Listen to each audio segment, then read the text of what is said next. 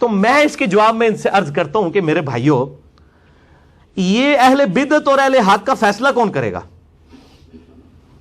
اس کے لیے میں مشورہ دوں گا کہ بریلوی، دیوبندی، اہل حدیث، اہل تشیع، جو بڑے بڑے 4 گروہ ہیں، یا ان کے بھی جتنے آف شوٹس ہیں، حنفی، شافعی، مالکی، حنبلی، یا اثنا عشری ہوں، زیدیہ ہوں، یہ سب کے سب لوگ ایک APC بلا لیں، آل پارٹیز کانفرنس، جس میں یہ ڈکلیئر کریں کہ یہ اہل حق ہے، باقی سب اہل بدعت ہیں، تاکہ ہمیں پتہ چلے کہ ہم پھر مسئلہ جو ہے وہ اہل حق سے جا کے پوچھ لیں۔ تو آپ کیا خیال ہے کہ یہ جب APC ہوگی تو کوئی اہل حق یا اہل بدعت ڈکلیئر ہوگا؟ صرف اس APC کی کوریج جو ہے نا لائیو پبلک کو دکھا دی جائے کہ اس کانفرنس کے اندر کیا ہو رہا ہے، تو ادبی گالیوں کی بھرمار ہوگی، جو میں نے آپ کو پہلے 10 گالیاں ان کی گنوائی ہیں، خارجی، نجدی، وہابی، گستاخ، بد مذہب، بد عقیدہ، بدعتی، گمراہ، یہ ساری یہ وہاں پہ ادبی گالیاں ہوں گی، ادبی گالیاں۔ غیر ادبی گالیاں تے انیاں موٹیاں نے، اللہ دے بندے اسی تے کڈ ہی نہیں سکتے۔ وہ جیسے اسے یوٹیوب وچ لکھو کہ جی ہمیں بتائیں کہ گالی گلوچ کس قسم کی ہوتی ہے، تو وہ ٹاپ آف دا لسٹ آپ کو گالیاں پتہ چل جائیں گی۔ وہ آپ یوٹیوب، حفظہ اللہ تعالی و دامت برکاتہم عالیہ، جو حق بات شیخ یوٹیوب کے ذریعے پھیل رہی ہے، اللہ تعالیٰ اس کو سلامت رکھے اور جو باطل چیزیں اس میں سے ختم فرمائے، تو ان سے آپ رابطہ کریں، وہ آپ کو بتا دیں گے۔ اور بعض علماء تو کہتے ہیں جناب یہ انجینئر صاحب جو باتیں کرتے ہیں اس سے تو سارے بزرگ ہی ختم ہو جائیں گے۔ بزرگ نہیں ختم ہوگے انشاءاللہ۔ امام بخاری، امام مسلم زندہ ہیں، ان کو بزرگی منوانے کے لیے کسی کی ضرورت نہیں ہے۔ ہاں آپ کے فرقوں کے، آپ کے بنائے ہوئے بزرگ ختم ہو جائیں، ان کی آپ ٹینشن لیں۔ اسلام کے بزرگ ماشاءاللہ زندہ ہیں، ان کی سارے عزت کرتے ہیں، کتابیں انہی کی تو سامنے رکھی ہوئی ہیں ہم نے، ان کو کوئی خطرہ نہیں ہے، ان کی بزرگی کو کوئی خطرہ نہیں ہے الحمدللہ۔ اور دوسری طرف ان کا حال یہ ہے کہ میں ان کو اکثر کہتا ہوں کہ 99 قتل تو تم لوگوں نے بھی کیے ہوئے ہیں، اپنے علاوہ سارے فرقوں کو غلط کہتے ہو نا۔ میں نے ایک مار کے سینچری کر لی تو مجھے کہتے ہیں سارے بزرگوں کہتا ہے۔ کیا کسی بریلوی سے یہ پوچھیں کہ جی طارق جمیل صاحب کے بارے میں، الیاس گھمن صاحب کے بارے میں کیا خیال ہے کہ گمراہ ہے؟ ان کو نہیں نظر آئے گا یہ علماء دین ہے؟ دیوبندی سے پوچھیں کہ جی ذرا بتائیں ڈاکٹر طارق قادری صاحب، الیاس قادری صاحب کہیں گمراہ ہے، چاہے وہ جاہل بھی ہوگا ان کو گمراہ کہہ رہا ہوگا، ٹھیک ہے۔ اہل حدیث سے ان کے بارے میں پوچھیں، ان سے اہل حدیثوں کے بارے میں تو آپ دیکھ لیں، شیعہ کے بارے میں پوچھیں، شیعہ سے ان کے بارے میں، وہ خود زبان کھول کے ایک دوسرے کے بارے میں یہ باتیں کر دیں گے، اس وقت نہیں ان کو خیال آئے گا کہ علماء کی عزت کیا ہے۔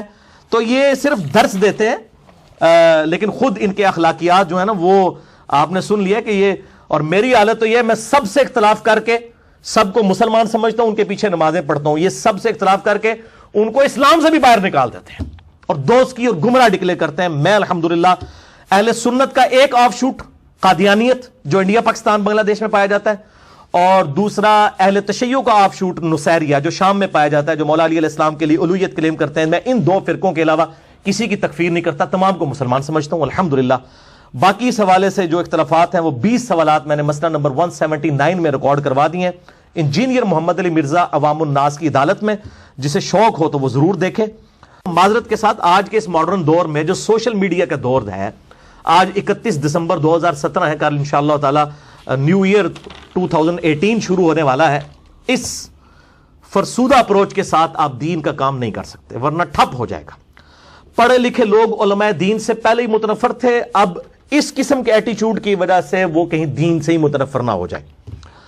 اور بعض لوگوں نے یہ بھی سروے کروایا ہے، وہ اگلے دن میں وہ شاہ زیب کا پروگرام بڑے شوق سے دیکھتا ہوں جیو کے اوپر، تو انہوں نے بتایا کہ جی پاکستانی عوام کا سروے کروایا گیا ہے، تو پاکستانی علماء جو ہیں وہ پاکستان کی عوام فوج کے بعد سب سے زیادہ علماء کے اوپر رلائی کرتی ہے۔ تو میرے بھائی ذرا پاکستانی عوام کو یہ بھی بتائیں کہ ہمارا لٹریسی ریٹ کیا ہے۔ ہمارا جو لٹریسی ریٹ میں ہم ان لوگوں کو بھی گنتے ہیں جو صرف اپنا نام لکھ سکتے ہیں، اردو نہیں، نام، وہ بھی 50% سے کم ہے۔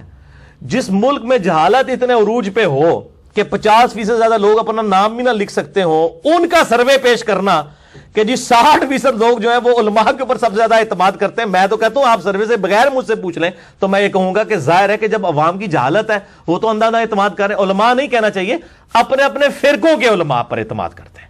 ویسے بڑے سیانے جے نا علماء پہ اعتماد کا حال یہ ہے کہ اگر آپ کسی بریلوی مکتب فکر کے عالم دین سے پوچھیں نا کہ طارق جمیل صاحب کے بارے میں آپ کا کیا خیال ہے، تو وہ اگر اپنا نام بھی نہیں لکھ سکتا ہوگا نا، یہ ضرور کہہ دے گا وہ تو ہے ہی گمراہ ہے، ان کو پتہ ہی نہیں۔ اور اگر کوئی دیوبندی ہوگا اور وہ اپنا نام بھی نہ لکھ سکتا ہو، اس سے ڈاکٹر طارق قادری صاحب کے بارے میں پوچھ لیں، اس کو گمراہ ڈکلیئر کرے گا۔ علماء پہ کوئی اعتماد نہیں ہے، اپنے فرقوں کے علماء پر اعتبار ہے، ٹھیک ہے جی۔ تو یہ بالکل اس کو سمجھ لیں. تو بہرحال اس میں ہمیں غیر علمی اپروچ کی بجائے علم کی دعوت بلند کرنی چاہیے, بارش کا پہلا قطرہ بنے.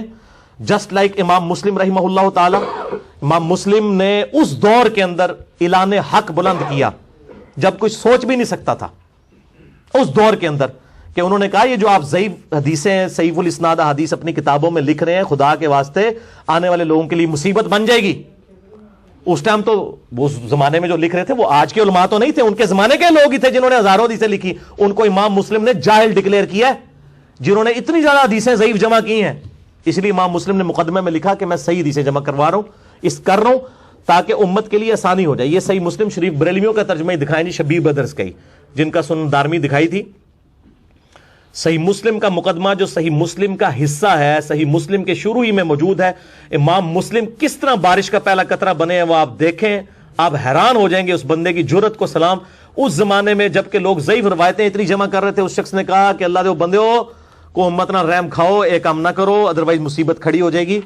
اب میں وہ آپ کو حوالہ دکھا دیتا ہوں, صحیح مسلم کے مقدمے کے بالکل اینڈ پہ جا کے یہ آتا ہے, وہ میں نے انڈر لائن بھی کیا ہوا ہے, یہاں پہ آپ کو دکھا بھی دیتے ہیں. یہ جی ریڈ کلر والا دکھائیں جی ان کو.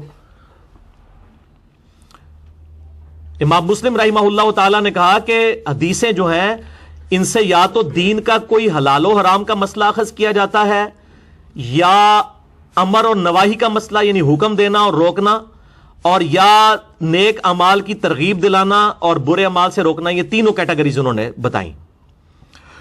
احکام اور امر بالمعروف و نہی عن المنکر اور الترغیب والترہیب. وہ کہتے ہیں خدا کے لیے یہ کام نہ کریں, ادروائز یہ روایتیں ہمارے گلے فٹ ہو جائیں گی. آپ ذرا الفاظ سنیں. اور وہ اینڈ پہ کیا کہتے ہیں کہ وہ علماء جاہل ہیں جو ضعیف روایات اپنی کتابوں میں جمع کر رہے ہیں. یہ انہوں نے اپنے زمانے کے علماء کو کہا. میں اگر اس میں نام لے دیا نا کسی بڑے محدث کا تو لوگ میرے پیچھے پڑ جائیں گے. ان کے زمانے میں زیادہ کنہوں نے ضعیف روایتیں جمع کی ہیں, وہ بڑے بڑے محدثین ہیں, ہزاروں کی تعداد میں, اور آدھی سے زیادہ ضعیف ہی ہیں سوائے بخاری مسلم کو چھوڑ کے. اب وہ کہتے ہیں کیونکہ دینی معاملات کے بارے میں احادیث کا تعلق کسی چیز کو حلال قرار دینے یا حرام قرار دینے یا کسی امر یا کسی نہی یا ترغیب اور ترہیب کے ساتھ ہوتا ہے, اگر راوی سچائی اور امانت کا معدن نہ ہوا ہو اور پھر جو شخص اس کی خامیوں سے واقف ہونے کے باوجود اسے ان لوگوں کے سامنے بیان نہ کرے جو اس سے ناواقف ہیں, تو ایسا شخص عام مسلمانوں کو دھوکہ دینے کی وجہ سے اپنے اس عمل کے باعث گناہگار ہوگا. کیونکہ جو شخص ایسی روایات کو سنے گا وہ اس پر عمل شروع کر دے گا یا اس کے بعض حصے پر عمل کرے گا. تو ایسا ہو سکتا ہے کہ ایسی کوئی روایت یا اس کا اکثر جھوٹ پر مشتمل ہو اور اس کی کوئی حقیقت نہ ہو. باوجود یہ کہ مستند راویوں کے حوالے سے منقول صحیح حدیث اتنی زیادہ موجود ہیں, کسی غیر مستند راوی کی روایت کی ضرورت ہی باقی نہیں رہتی. وہ کہتے ہیں صحیح حدیثیں تھوڑی ہیں کہ آپ نے ضعیف جمع کرنی ہے. ہم کہتے ہیں ضعیف روایتیں, نہیں ضعیف روایتیں, اور روایت تو ہے نا, ڈگری تو ڈگری ہوتی ہے چاہے اصلی ہو یا جعلی, حدیث تو حدیث ہی ہوتی ہے نعوذ باللہ اصلی ہو یا جعلی. پھر لکھتے ہیں ہم نے ضعیف روایات اور مجہول اسانید کے بارے میں جو کچھ بیان کر دیا, ہمارا نہیں خیال کہ اب اس کی معرفت کے بعد کوئی شخص انہیں روایت کرنے کی کوشش بھی کرے گا جبکہ اسے پتہ چل جائے کہ ان میں کتنی کمزوری اور ذوق پایا جاتا ہے. صرف وہی شخص ایسا کرے گا جو عوام کے سامنے بکثرت روایات پیش کرنا چاہتا ہو تاکہ یہ کہا جائے کہ فلاں شخص نے کتنی روایات حدیثیں اکٹھی کر لی ہیں اور اس نے کتنی تعداد میں احادیث تالیف کی ہیں. اور جو شخص ایسا کرے گا اور اس راستے پر چلے گا, اس کے علم کے بارے میں کچھ بھی نصیب نہیں ہوگا. ایسے شخص کو علم کی طرف منسوب کرنے کی بجائے ایسے شخص کو جاہل قرار دینا ہی زیادہ مناسب ہے جو ضعیف روایتیں زیادہ تعداد میں جمع کرتا ہے. آج دے اکثر علماء امام مسلم کے نزدیک اور ان کے زمانے کے بھی بڑے بڑے محدثین جاہل کہلوانے کے حقدار ہیں. میں بغیر نام کے کہہ رہا ہوں, اہل علم کو پتہ چل جائے گا کس طرف اشارہ ہے جو ضعیف روایتیں جمع کرتے رہے ہیں. اور آج وہ کہتے ہیں جی ہماری حدیثیں بھی تو ہے نا, دیکھ لو. تو امام مسلم نے اس زمانے میں علم بلند کیا. الحمدللہ میں بھی یہ کہتا ہوں ہم نے بھی اس زمانے کے اندر یہ علم بلند کیا ہے. چاہے دنیا جو بھی کہہ رہی ہے, آپ اپنی سچائی لوگوں تک پہنچائیں, انشاءاللہ لوگ قبول کریں گے انشاءاللہ تعالی.